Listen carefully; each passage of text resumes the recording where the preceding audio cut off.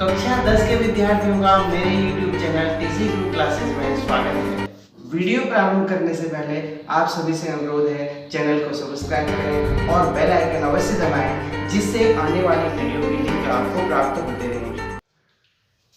आधारभूत अनुपातिकता प्रमेय। आज इस वीडियो में हम थेल्स प्रमेय सिद्ध करने वाले हैं। इसे आधारभूत अनुपातिकता प्रमेय या बेसिक प्रोपोर्शनलिटी थ्योरम बीपीटी के नाम से जाना जाता है। इस प्रमेय के अनुसार किसी त्रिभुज में एक भुजा के समांतर खींची गई रेखा अन्य दो भुजाओं को जिन बिंदु पर काटती है वे बिंदु उन भुजाओं को समान अनुपात में विभाजित करते हैं।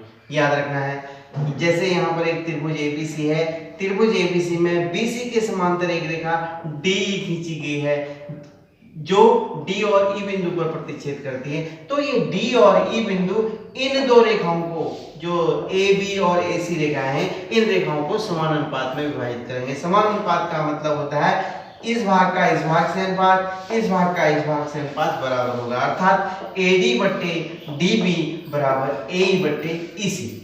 पहले स्टेप में आते हैं। दिया है त्रिभुज ABC में DE समांतर BC, DE समांतर BC। हमें सिद्ध करना है AD बट्टे DB बराबर AE बट्टे EC। हमने लिख लिया।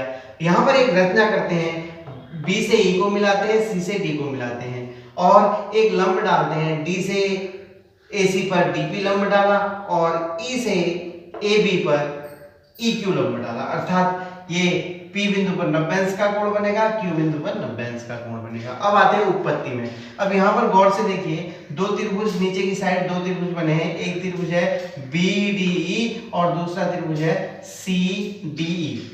त्रिभुज BDE और त्रिभुज CDE, त्रिभुज CDE।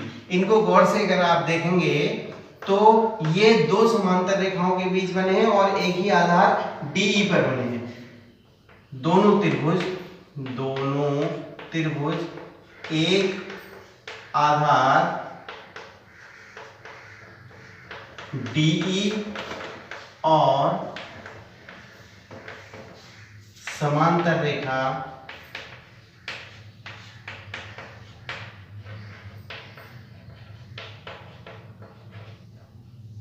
BC और DE के बीच निर्मित हैं या बने हैं। तो इस प्रकार के जो त्रिभुज होते हैं उनका क्षेत्रफल बराबर होता है, अर्थात त्रिभुज BDE का क्षेत्रफल बराबर त्रिभुज CDE का क्षेत्रफल। ये ध्यान रखना, ये आपने ध्यान रखना है। इसको समीकरण नंबर 1 कहेंगे। अब निकालते हैं त्रिभुज ADE का क्षेत्रफल। त्रिभुज ADE का क्षेत्रफल, तो त्रिभुज का क्षेत्रफल होता है 1/2 गुणा आधार गुणा लंब। ये आपको मालूम है। तो 1/2 इसमें ADE की, इसमें ADE में आधार लेते हैं, AD आधार ले लिया और इस आधार पर लंब कौन सा है? EQ लंब है, EQ लंब ले लेंगे, अर्थात AD का क्षेत्रफल हो गया 1/2 गुणा AD गुणा EQ। फिर निकालते हैं क्षेत्रफल त्रिभुज BDE, त्रिभुज BDE का क्षेत्रफल। त्रिभुज BDE का क्षेत्रफल भी ऐसे ही निकलेगा 1/2 गुणा आधार गुणा ऊंचाई या लंब। 1/2 आधार हो गया BD, आधार BD और लंब इस BD में इसी लंब को लेते हैं, अर्थात EQ लंब को लेते हैं। ठीक है, तो 1/2 गुणा BD गुणा EQ। अब दोनों का अनुपात निकाल लेते हैं। त्रिभुज ADE का क्षेत्रफल बट्टे त्रिभुज BDE का क्षेत्रफल। ध्यान रखना है, दोनों का हम अनुपात ले रहे हैं, तो अनुपात में इतना बट्टे इतना हो जाएगा 1/2 गुणा AD गुणा EQ और बट्टे 1/2 गुणा BD गुणा EQ। तो EQ से EQ कैंसिल हो गया, 1/2 से 1/2 कैंसिल हो गया, अर्थात त्रिभुज ADE का क्षेत्रफल, हमने एरिया लिख दिया तो क्षेत्रफल हो गया है।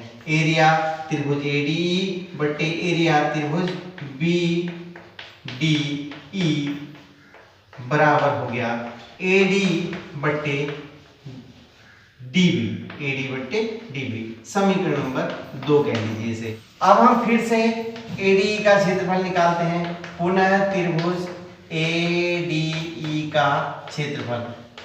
इसमें कैसे करते हैं, यहाँ पर ये ध्यान रखना है, पहले हमने आधार AD लिया था, अब आधार लेंगे A बराबर 1/2 गुणा आधार गुणा लंब, अर्थात आधार हो गया AE आधार लेते हैं 1/2 गुणा AE और लंब इस आधार पर जो लंब है DP, तो DP लंब लेंगे।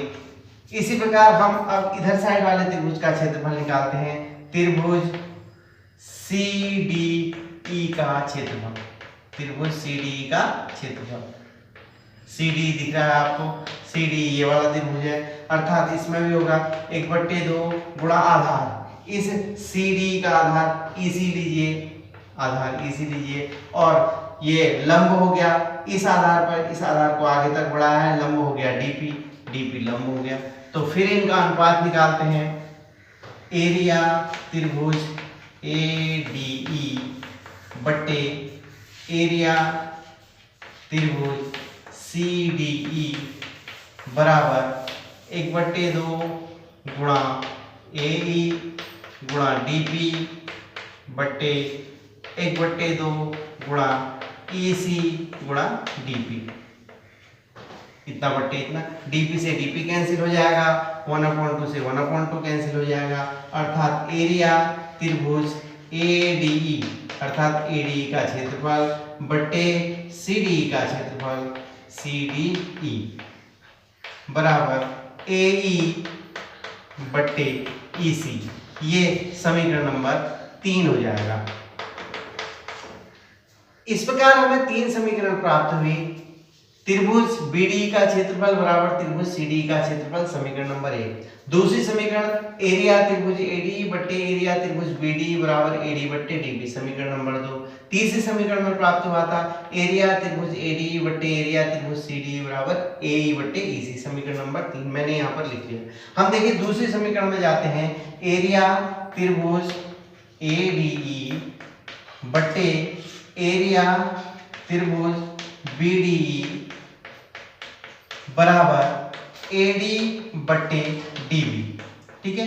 तो अब यहां पर गौर करना है, एरिया त्रिभुज BDE और एरिया त्रिभुज CDE बराबर है, इसके जगह हम एरिया त्रिभुज CDE भी लिख सकते हैं, बराबर ये हो जाएगा एरिया त्रिभुज ADE बट्टे एरिया त्रिभुज BDE की जगह हम CDE का एरिया भी लिख सकते हैं, क्योंकि दोनों एरिया बराबर है।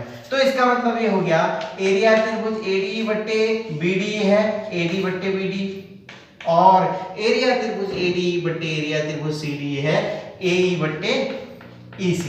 तो ये समीकरण नंबर 2 और समीकरण नंबर 3 से ये हमें प्राप्त हो गया AD बट्टे DB बराबर AE बट्टे EC, अर्थात D और E बिंदु अन्य दो भुजाओं को AB और AC को बराबर अनुपात में बांटते हैं, अर्थात AD अनुपात DB बराबर AE अनुपात EC, यही आधारभूत अनुपातिकता प्रमेय या BPT है, इसे थेल्स थ्योरम कहते हैं। इसके आधार पर ही हम प्रश्नावली के अन्य प्रश्नों को हल करेंगे। वीडियो को ध्यान से देखने का आभार। अपने सुझाव कमेंट बॉक्स में अवश्य दीजिएगा।